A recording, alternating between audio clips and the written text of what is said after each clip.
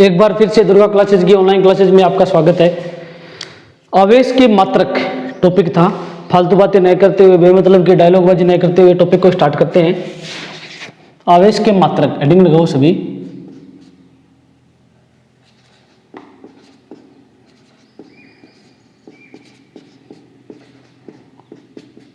आवेश के मात्रक तो इलेक्ट्रोस्टैटिक्स या स्थिर विद्युतिकी के इस पांचवी वीडियो लेक्चर में आवेश के मात्रक के बारे में स्टडी करेंगे। ठीक है, इससे पहले जो बातें थी वो पढ़ चुके थे सभी हम।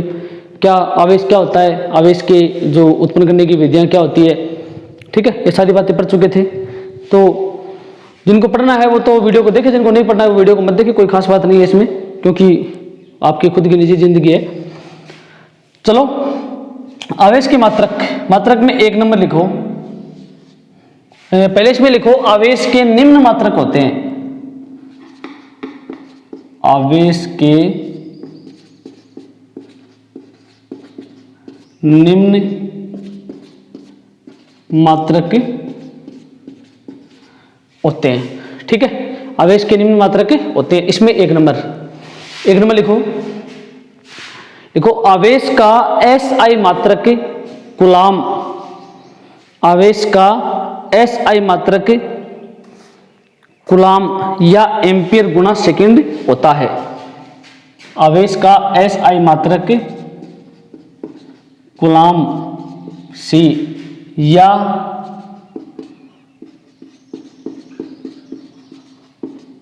एम्पियर गुणा सेकंड होता है। एम्पियर गुणा सेकंड होता है। यह आवेश का SI मात्रक होता है भाई। ठीक है, सेकंड SI या MKS, क्योंकि MKS जो है उसका ही दूसरा रूप SI पद्धति है। तो SI पद्धति में जो मात्रक है वो कूलाम या एम्पियर गुणा सेकंड होता है। देखो एक मिनट, 2 नंबर में देखो, एक बार बाद में लिखना। चूंकि विद्युत धारा जो होती है वो होती है I बराबर आवेश बट्टा समय। पता ही आपको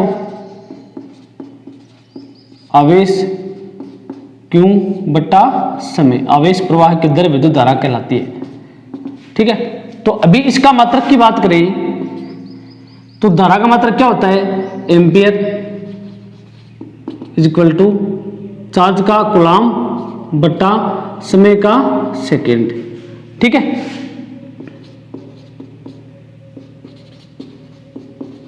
तो coulomb C is equal to क्या गया? एम्पियर गुणा सेकेंड। एम्पियर गुणा सेकेंड यह आ गया coulomb is equal two ampere गुणा सेकेंड। तो ध्यान रखना, इसके इक्वल में ये इस तरीके से आया है। ठीक है ना, इसमें कोई माथा पड़े नहीं है। नेक्स्ट थर्ड, सेकंड पॉइंट लिखने के बाद में थर्ड पॉइंट लिखो। थर्ड पॉइंट लिखो, सीजीएस पद्धति में आवेश का मात्रक स्टेट कूलाम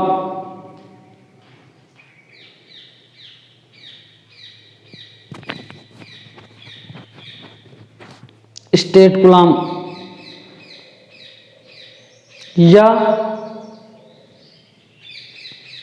कूलाम या ESU या फ्रैंकलिन होता है।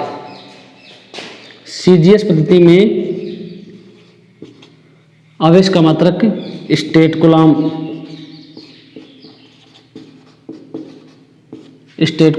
या ESU जो है इसका मतलब होता है इलेक्ट्रो स्टैटिक यूनिट या इलेक्ट्रोस्टेट यूनिट। तो सीजीएस थर्ड पॉइंट लिखोगे, सीजीएस पद्धति में आवेश का मात्रक स्टेट कूलाम या ESU या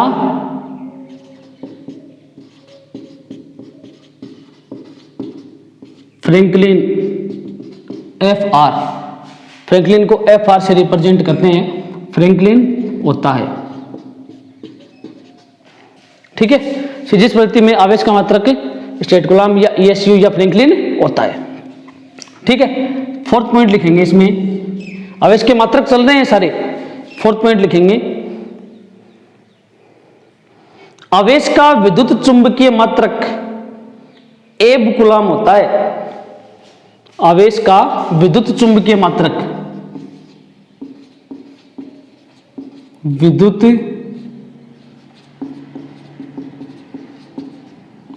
चुंबकीय मात्रक मतलब EMU, इलेक्ट्रोमैग्नेटिक यूनिट। आवेश का विद्युत चुंबकीय मात्रक एब कूलम, एब कूलम होता है। ठीक है, विद्युत चुंबकीय मात्रक होता है एब कूलम। तो लिख लो फोर्थ पॉइंट, आवेश का विद्युत चुंबकीय मात्रक एब कूलम होता है।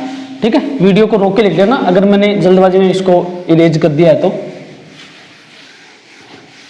एब कूलम होता है। ठीक है, अब एब कूलम जो है इसके नीचे लिखो, एब कूलम होता है, इसके नीचे एरो का सिंबल करके लिखो EMU is equal to electromagnetic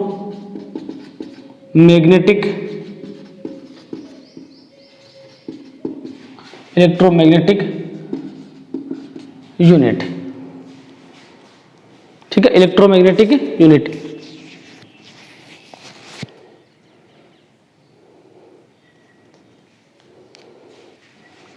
ठीक है, इलेक्ट्रोमैग्नेटिक यूनिट। चलो फोर्थ पॉइंट हो गया। फिफ्थ पॉइंट, फिफ्थ पॉइंट है वो लिखो,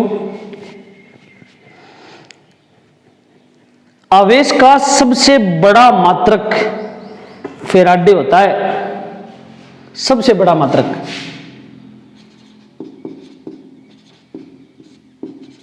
आवेश का सबसे बड़ा मात्रक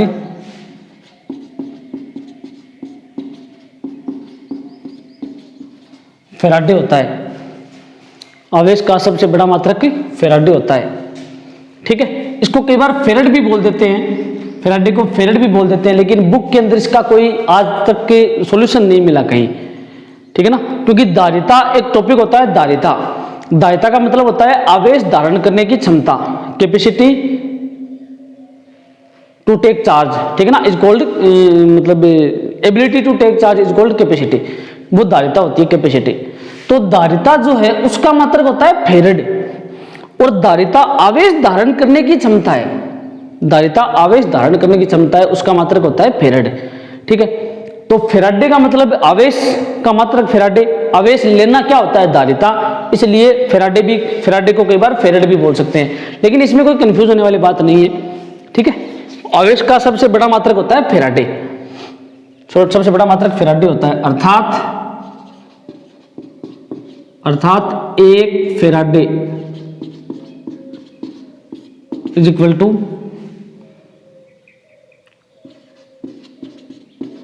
96,500। ठीक है, 96500 कूलम या 1 faraday is equal to 96,500 coulomb. ठीक है, ये होता है 1 फैराडे के बराबर।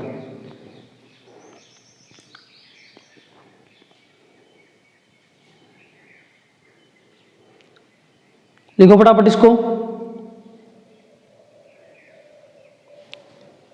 ठीक है, सिक्स्थ पॉइंट में ब्लैक पेन से छोटा सा लिख लेना हेडिंग लगा के,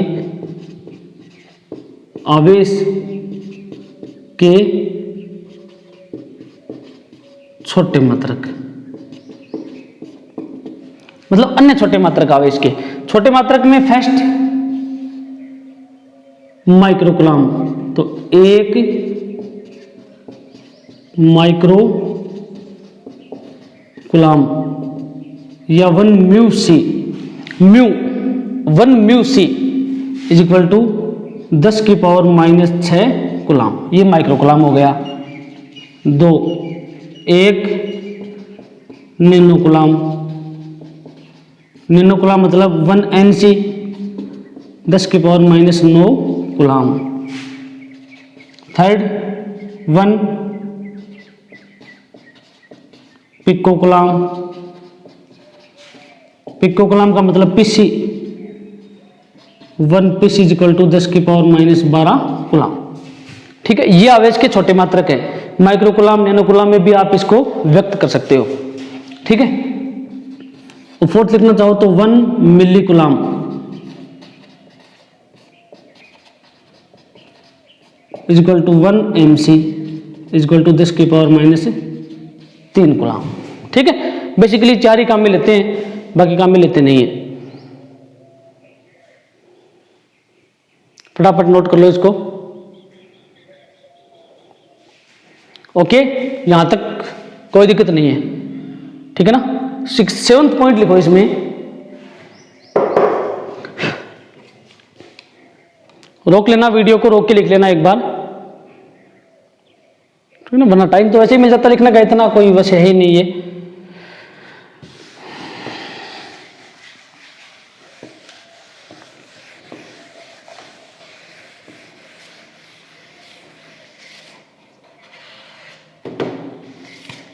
चलो,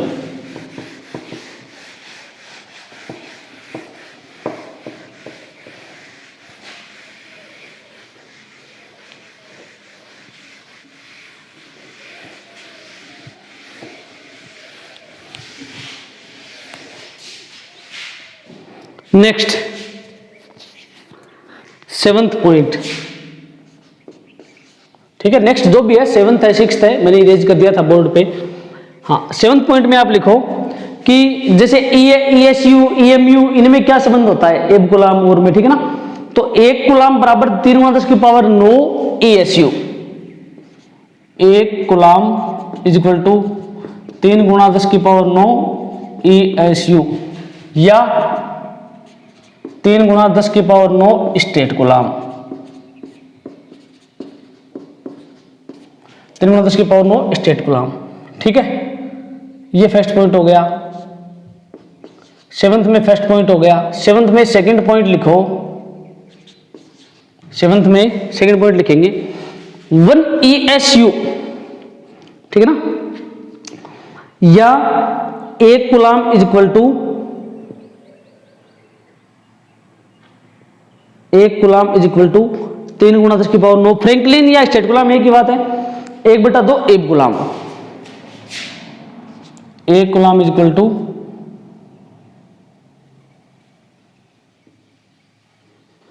1 गुलाम इज इक्वल टू 3 × 10 की पावर या 1/10 एक गुलाम।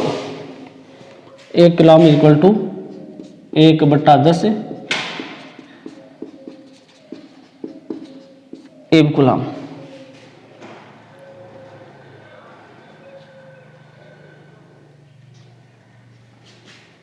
एक गुलाम इज इक्वल टू 1/10 एक गुलाम। ठीक है ना, एक गुलाम या EMU, इलेक्ट्रोमैग्नेटिक यूनिट। ठीक है ना,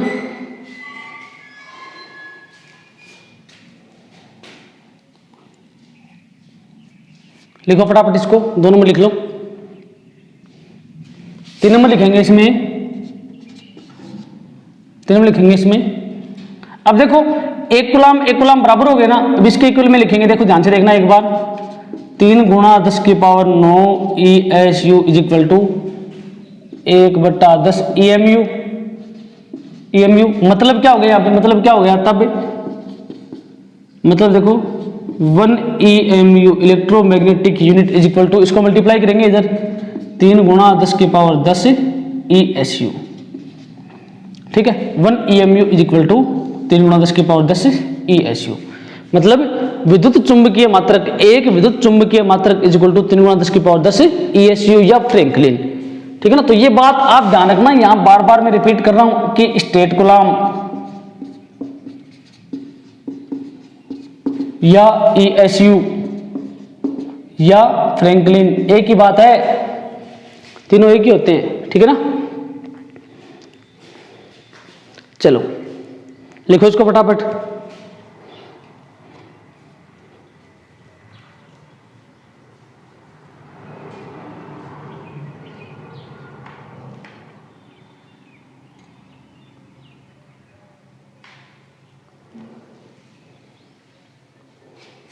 ठीक है, चलो अच्छा अब देखो नेक्स्ट टॉपिक जो मतलब स्टार्ट हो गया है, जिसकी तुम्हें तलाश थी।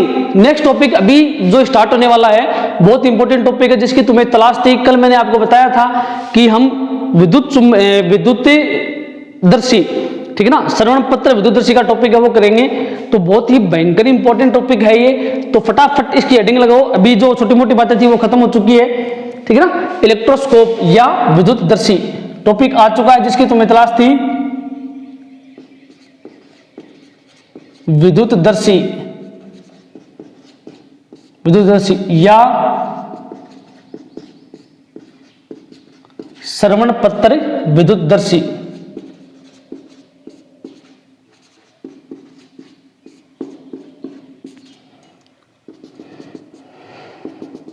या श्रवण पत्र विद्युतदर्शी, ठीक है। विद्युतदर्शी का मतलब है जो चार्ज को आइडेंटिफाई करती है, ठीक है ना। आवेश है उसके बारे में आपको बताती है कि आवेश की प्रकृति क्या है, आवेश इस वस्तु पर उपस्थित है या नहीं, और उपस्थित है तो उसकी प्रकृति क्या है। प्रकृति से मतलब कि ये ऋणावेश है या धनावेश, ठीक है। तो ये एक ऐसा उपकरण हो गया, एक ऐसा डिवाइस हो गया जो चार्ज की प्रॉपर्टी है उसको आइडेंटिफाई करता है, ठीक है। और चार्ज की जो मतलब वैल्यू है वो आपको बताता है कि चार्ज है वो धनात्मक है ऋणात्मक है, चार्ज कितना है। मात्रा तो नहीं बता सकता कि इतनी कूलम चार्ज है, ठीक है ना, लेकिन ये आवेश की उपस्थिति, प्रेजेंस ऑफ चार्ज और आवेश को आइडेंटिफाई करता है, चार्ज को आइडेंटिफाई करता है, ठीक है ना। तो ध्यान से लिखो, इसमें लिखो यह एक ऐसा उपकरण है, यह एक ऐसा उपकरण है, यह एक ऐसा उपकरण है जिसकी सहायता से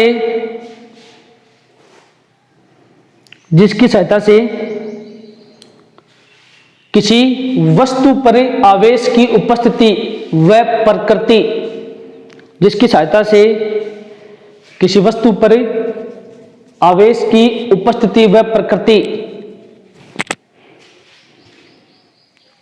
जिसकी सहायता से किसी वस्तु पर आवेश की उपस्थिति व प्रकृति ज्ञात की जाती है या ज्ञात की जा सकती है। किसी वस्तु पर आवेश की उपस्थिति व प्रकृति ज्ञात की जा सकती है।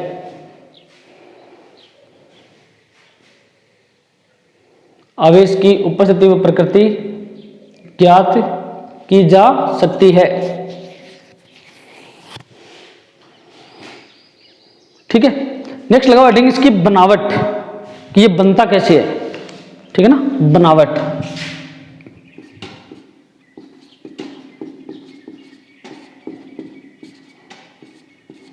श्रवण पत्र विद्युतदर्शी की बनावट, क्लियर। देखो बनावट से मतलब है कि आपने एक कांच की बोतल लेनी है, ठीक है ना, ग्लास बोतल आपको लेनी है, कांच की बोतल। कांच की बोतल लेने के बाद में ध्यान से सुन लो, ये एक मारवाड़ी मेथड है। कांच की बोतल लेने के बाद में उसके बीच में खाली रखनी है बोतल को, भरी नहीं होनी चाहिए बोतल, ठीक है ना, एकदम से खाली होनी चाहिए बोतल, भरी हुई नहीं होनी चाहिए बिल्कुल भी, किसी भी चीज से नहीं होनी चाहिए, ठीक है ना। उस बोतल का पहले आपको ढक्कन खोलना है, सीधी सी बात है। बोतल लेके उसका ढक्कन खोलो, ढक्कन खोलने के बाद में और उसके अंदर आपको एक धातु की छड़ लटकानी है। अब वो धातु की छड़ है वो आधी उसका जो पेंदा है बोतल का, ठीक है ना, बोतल के पेंदे के ऊपर टच नहीं होनी चाहिए, वो पेंदे से थोड़ी ऊपर रहनी चाहिए वो छड़। तो ऊपर कैसे रहेगी, उसको डाट लगानी पड़ेगी ऊपर, ठीक है ना, उसी छड़ के चारों तरफ डाट लगानी पड़ेगी। तो कुचालक पदार्थ का ढक्कन लगाएंगे या कोई डाट लगा देंगे ताकि वो अंदर नहीं जाएगी, ठीक है। अब उस छड़ के ऊपर एक चक्ति लगा देंगे, धातु की चक्ति या गोल गोल कोई टुकड़ा, और उसके नीचे लगाएंगे 2 श्रवण पत्र, ठीक है ना, ठीक है। कोई दिक्कत नहीं है। बनावट में आप इसकी थ्योरी लिखो, एक बार मैं समझाता हूं आपको। लिखो इसमें एक कांच का जार कैपिटल जे होता है, जे मीन्स जार, नाम दे दिया, कोई भी नाम दे सकते हो, ABCDEFGH। इसमें एक कांच का जार कैपिटल जे होता है, कांच का जार कैपिटल जे होता है, जिसके मुख पर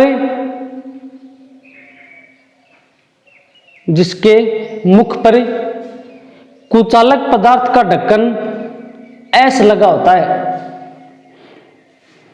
जिसके मुख पर कुचालक पदार्थ का ढक्कन एस लगा होता है। कुचालक पदार्थ के ढक्कन एस में से, कुचालक पदार्थ के ढक्कन एस में से एक धातु की छड़ कैपिटल आर, एक धातु की छड़ कैपिटल आर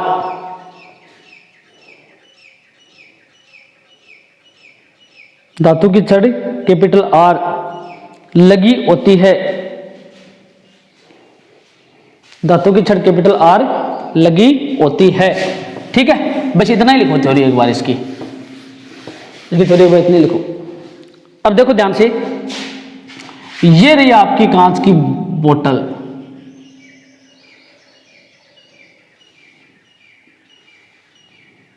ढक्कन खुली हुई,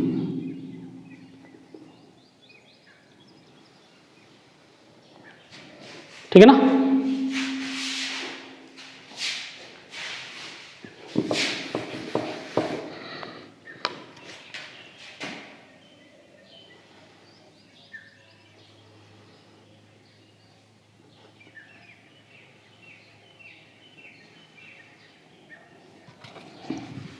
कोरोना के अंदर सबसे ज्यादा जो नुकसान हुआ है वो हुआ है बच्चों का। फीस लगेगी पूरी, एजुकेशन मिल रही है अधूरी। समस्या ये हो गई। ठीक है, डायग्राम बनाते जाओ मेरे साथ फटाफट, ऐसा नहीं है। डायग्राम बनाओ सारे फटाफट।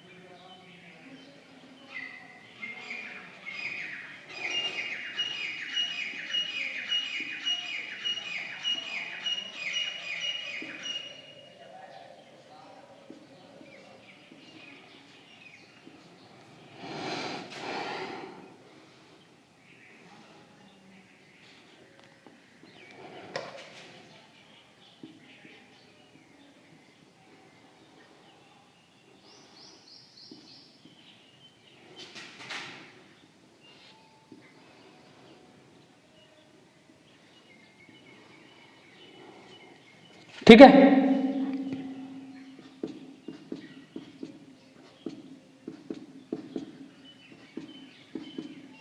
ये धनात्मक आवेश छड़ के अंदर से आएगा।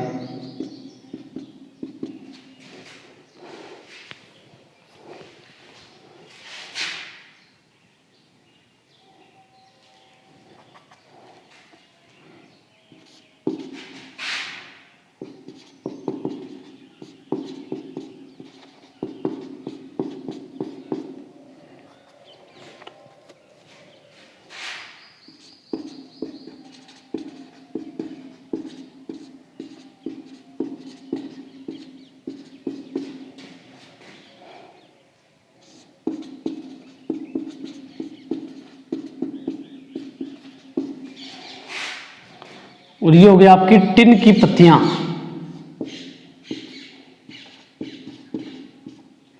टिन दो धातु नहीं होती क्या?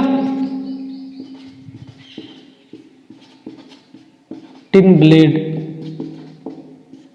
टिन की पत्तियां। और ये हो गए आपके श्रवण पत्र।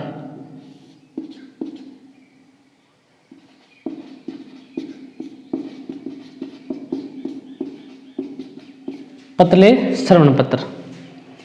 ठीक है,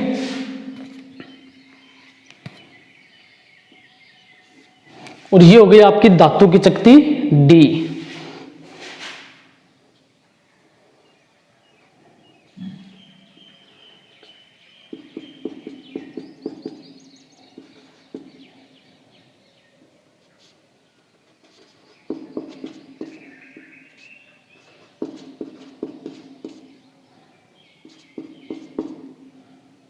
धातु की शक्ति हो गई डी।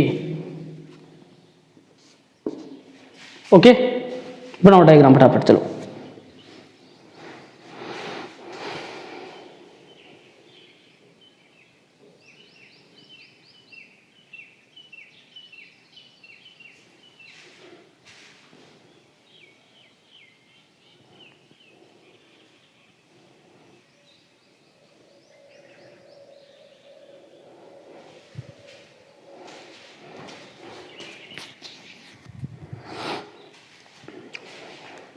बनाओ, डायग्राम बना लो। पहले इंपॉर्टेंट टॉपिक है, समझा देता हूं मैं।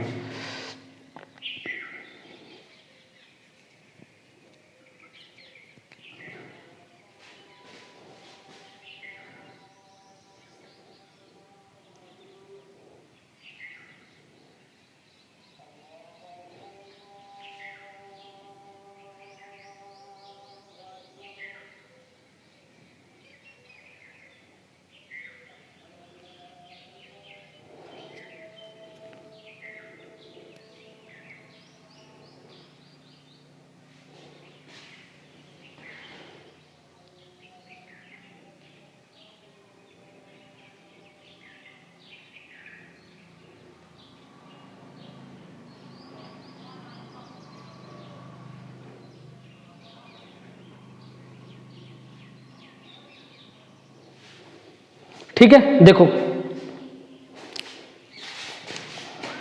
ये आपका कांच का जार है, सीधी सी बात है, ये कांच की बोतल है, कांच का जार है।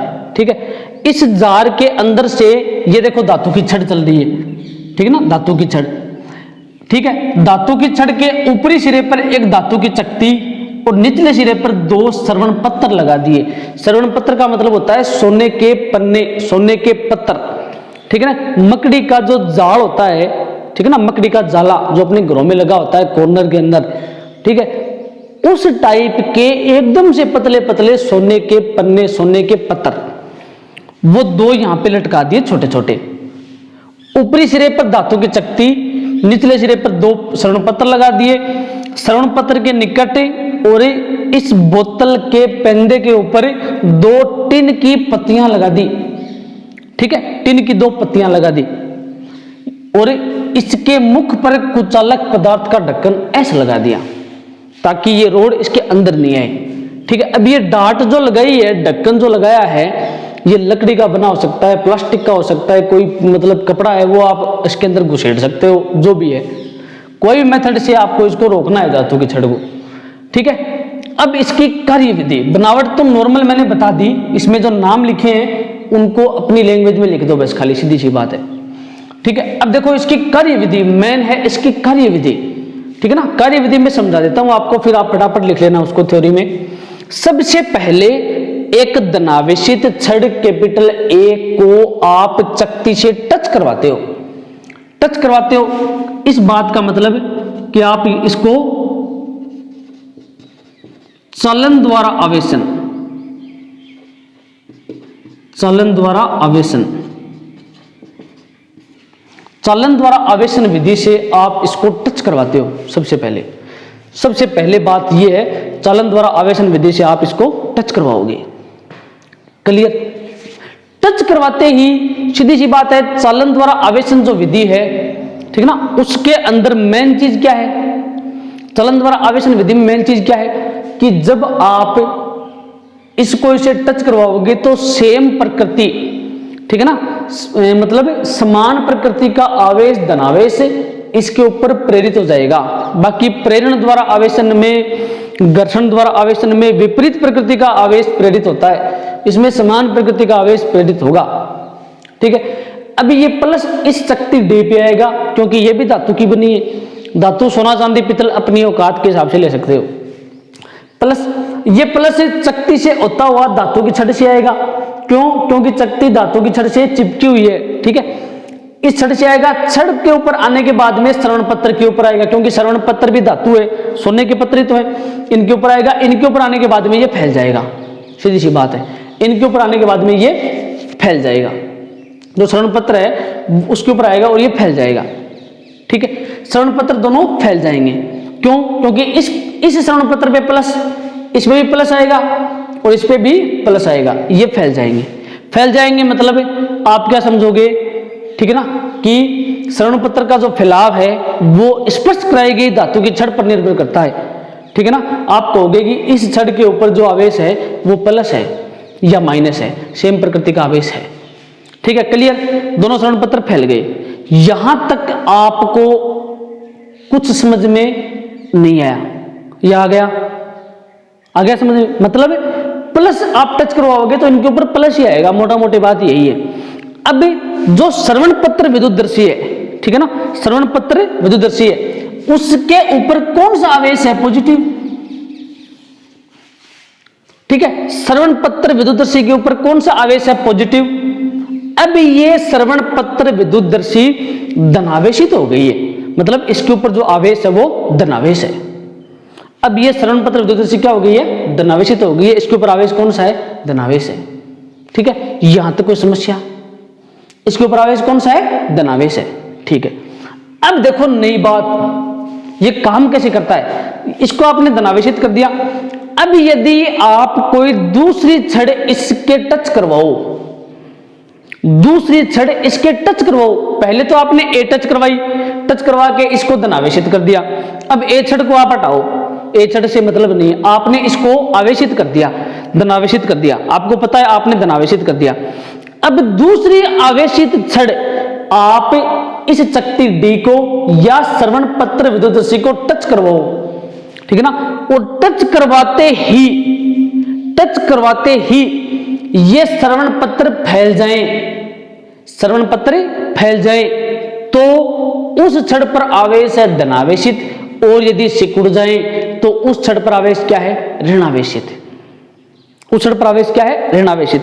दोबारा समझो, धनावेशित छड़ ए को टच करवाया, टच करवा के आपने इसको धनात्मक आवेश दे दिया, मतलब स्टार्टिंग में जब छड़ ए को आपने टच करवाया तो इसके ऊपर आवेश हो गया धनावेशित। अगर ऋणावेश दोगे तो क्या हो जाएगा? ऋणावेशित, तो भी फैलेगा। सपोज आपने धनावेशित छड़ से इसको टच करवा के श्रवण पत्र विद्युतदर्शी को आपने धनावेशित कर दिया। अब इसके ऊपर पॉजिटिव चार्ज है, ठीक है। अब दूसरी छड़ आप बी लेके आते हो, और बी छड़ जो है उसके ऊपर कौन सा चार्ज है ये आपको पता लगाना है कि इस बी छड़ के ऊपर चार्ज कौन सा है, आवेश कौन सा है, ऋणावेश है या धनावेश है। तो इसका पता लगाने के लिए, इस बी छड़ पर कितना आवेश है इसका पता लगाने के लिए आपको इस बी छड़ को इस चकती से टच करवाना पड़ेगा। ए छड़ ने तो इसको धनावेशित करके छोड़ दिया, अब ए छड़ कोई काम की नहीं है। धातु की छड़ बी जब आप इसके टच करवाओगे और टच करवाने के बाद ये फैल जाएं, तब तो इस बी के ऊपर धनात्मक आवेश है।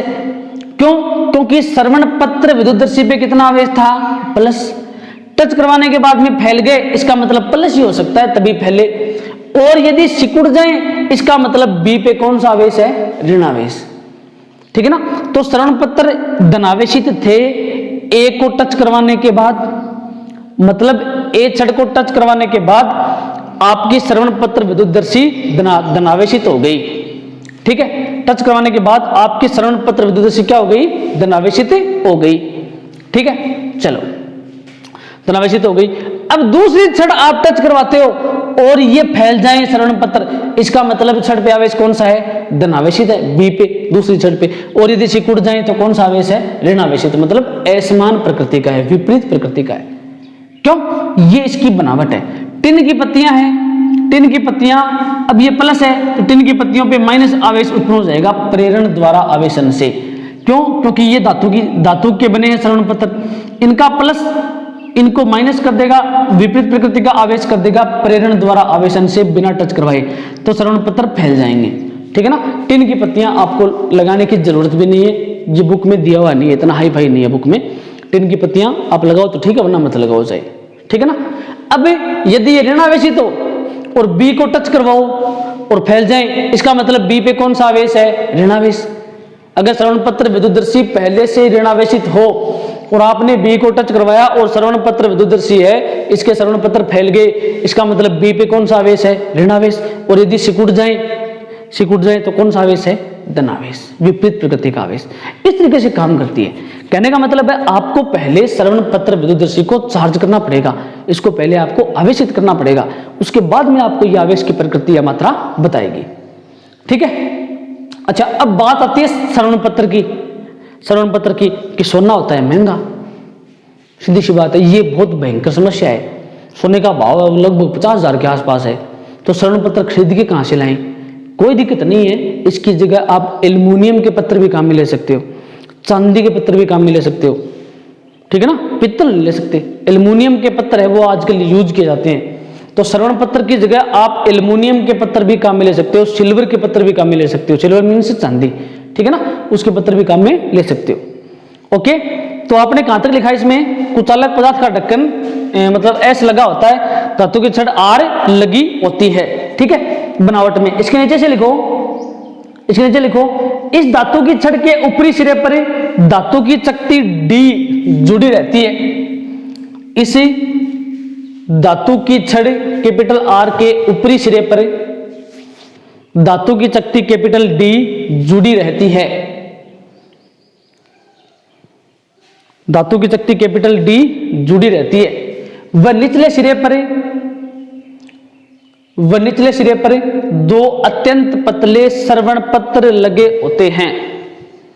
वह निचले सिरे पर दो अत्यंत पतले श्रवण पत्र लगे होते हैं। दो अत्यंत पतले श्रवण पत्र लगे होते हैं। दो अत्यंत पतले श्रवण पत्र लगे होते हैं। श्रवण पत्र लगे होते हैं। श्रवण पत्रों के निकट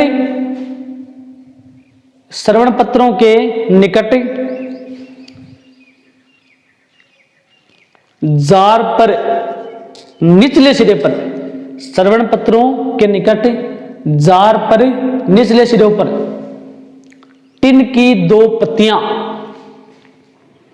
श्रवण पत्रों के निकट जार के निचले सिरे पर टिन की दो पत्तियां विद्युतदर्शी की सुग्राहिता बढ़ाने के लिए लगी होती हैं। टिन की दो पत्तियां विद्युतदर्शी की सुग्राहिता बढ़ाने के लिए लगी रहती हैं। टिन की दो पत्तियां विद्युतदर्शी की सुग्राहिता बढ़ाने के लिए लगी रहती हैं।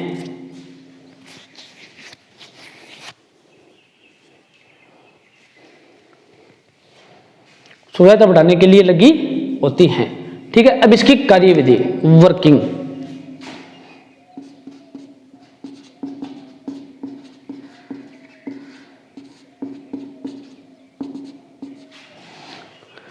ठीक है, श्रवण पत्र विद्युतदर्शी की कार्यविधि, ठीक है।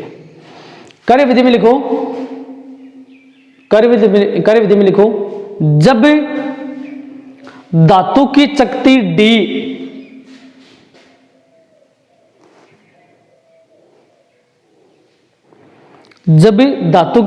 डी से कोई धनावेशित चालक छड़ कैपिटल ए स्पर्श करवाई जाती है,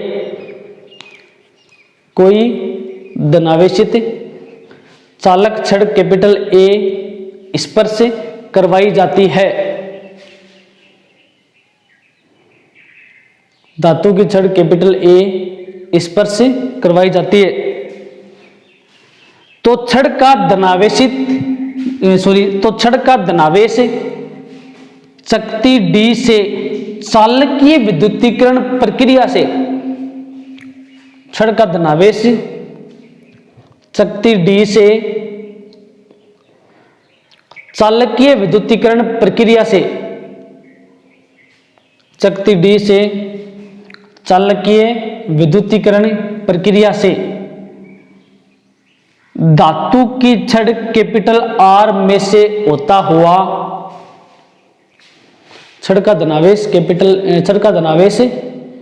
धातु की चकती डी में से चालकीय विद्युतीकरण प्रक्रिया से धातु की छड़ कैपिटल आर में से होता हुआ श्रवण पत्रों तक पहुंचता है।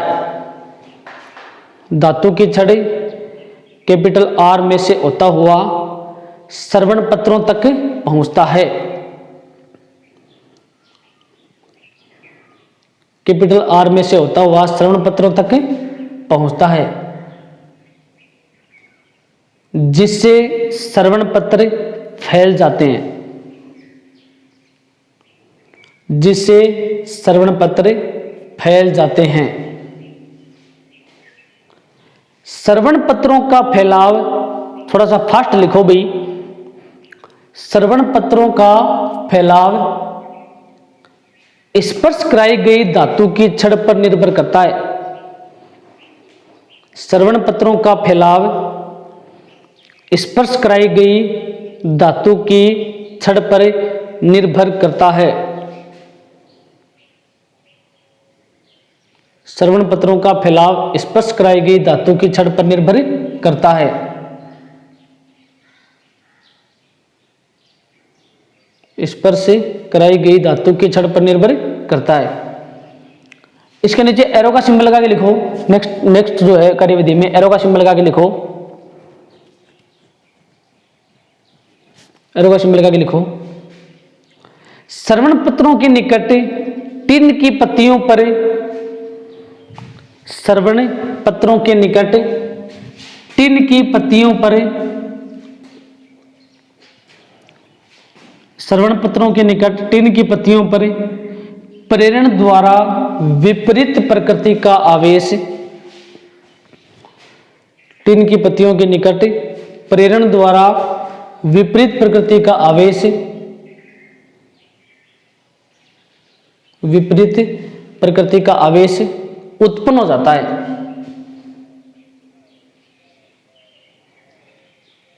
विपरीत प्रकृति का आवेश उत्पन्न हो जाता है, जिससे श्रवण पत्र और अधिक फैल जाते हैं, जिससे श्रवण पत्र और अधिक फैल जाते हैं, और अधिक फैल जाते हैं। ठीक है। अब इसके नीचे दोबारा एक लाइन छोड़ के एरो का सिंबल लगा के लिखो। ये एरो का सिंबल लगा के लिखवाने वाला जो सिस्टम है, इसका तात्पर्य यही है, इसका तात्पर्य यही है कि स्टेप बाय स्टेप थोड़ा सा क्या है कि पढ़ने में आपको आसानी हो। बाकी आप एक साथ भी पैराग्राफ लिख सकते हो, लेकिन थोड़ा सा क्या है कि अलग अलग स्टेप आपको मिले तो वो पॉइंट्स आपको याद हो जाएं। ठीक है ना। हाँ, इसके नीचे एरो का सिंबल लगा के लिखो। अब यदि पहले से ही धनावेशित या आवेशित, अब यदि पहले से ही धनावेशित या आवेशित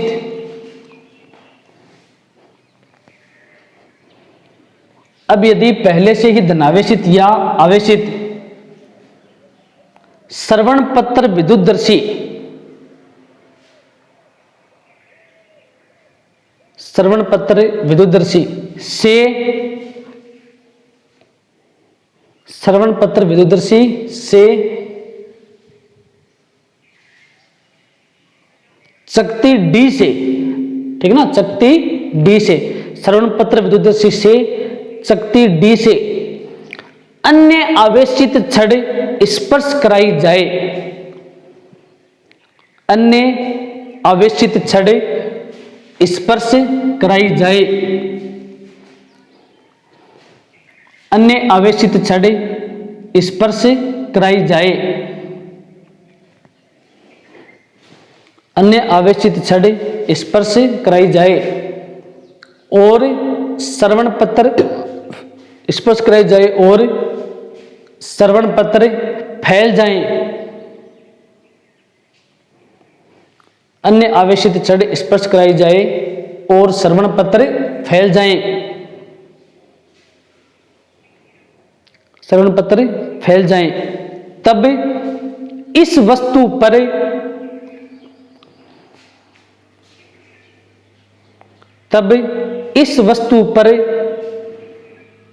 श्रवण पत्र विद्युतदर्शी के समान आवेश उपस्थित होता है। इस वस्तु पर श्रवण पत्र विद्युतदर्शी के समान प्रकृति का आवेश उपस्थित होता है। श्रवण पत्र विद्युतदर्शी के समान प्रकृति का आवेश उपस्थित होता है, मतलब धनावेश उपस्थित होता है, प्रकृति का आवेश उपस्थित होता है। और यदि श्रवण पत्र सिकुड़ जाए, श्रवण पत्र सिकुड़ जाए या इनका फैलाव नहीं हो, श्रवण पत्र सिकुड़ जाए या इनका फैलाव नहीं हो, श्रवण पत्र सिकुड़ जाए या इनका फैलाव नहीं हो तो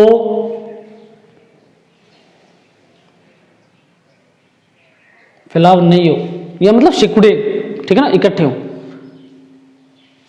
सिकुड़ जाए या इनका फैलाव नहीं हो तो उस वस्तु पर श्रवण पत्र विद्युतदर्शी के, तो उस वस्तु पर श्रवण पत्र विद्युतदर्शी के विपरीत प्रकृति का आवेश उपस्थित होता है। उत्पन्न होता नहीं है, उपस्थित होता है। श्रवण पत्र विद्युतदर्शी के विपरीत प्रकृति का आवेश उपस्थित होता है, उपस्थित होता है।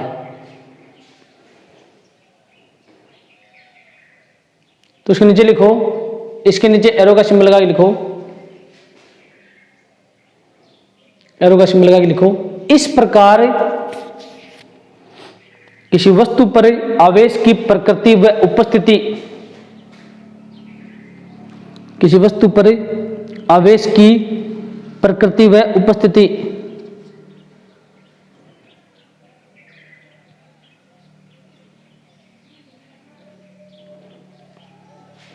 ज्ञात की जा सकती है, ज्ञात की जा सकती है।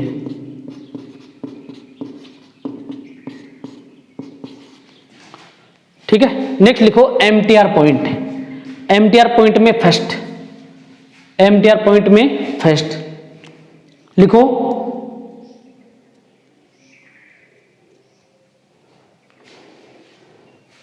पत्तियों का फैलना व सिकुड़ना प्रेरण प्रभाव के कारण होता है। पत्तियों का फैलना व सिकुड़ना प्रेरण प्रभाव के कारण होता है। तो प्रेरण द्वारा आवेशन अपन ने पढ़ा था, उसी के अकॉर्डिंग प्रेरण प्रभाव के कारण होता है। 2 नंबर पॉइंट लिखो, 2 नंबर पॉइंट लिखो, यदि प्रेरण प्रभाव, यदि प्रेरण प्रभाव प्रबल होता है, यदि प्रेरण प्रभाव प्रबल होता है तो पत्तियां फैलने के बाद, सॉरी सिकुड़ने के बाद पुनः फैल जाती हैं। यदि प्रेरण प्रभाव कम होता है तो पत्तियां, प्रेरण प्रभाव प्रबल होता है, कम नहीं प्रबल होता है, ज्यादा इफेक्टिव हो। यदि प्रेरण प्रभाव प्रबल होता है तो पत्तियां सिकुड़ने के बाद फैल जाती हैं, और कम होता है तो फैलने के बाद सिकुड़ जाती हैं। ठीक है, दोनों में लिखो, यदि प्रेरण प्रभाव प्रबल होता है तो पत्तियां सिकुड़ने के बाद फैल जाती हैं। ठीक है, थर्ड पॉइंट इसका, थर्ड पॉइंट लिखो इसका,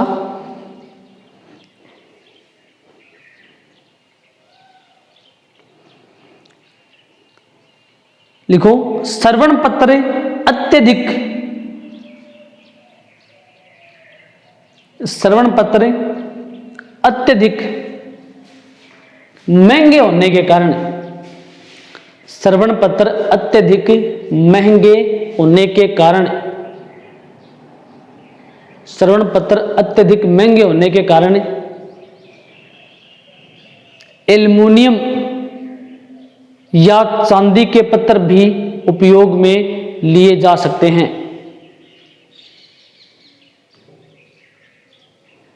एल्युमिनियम या चांदी के पत्थर भी उपयोग में लिए जा सकते हैं।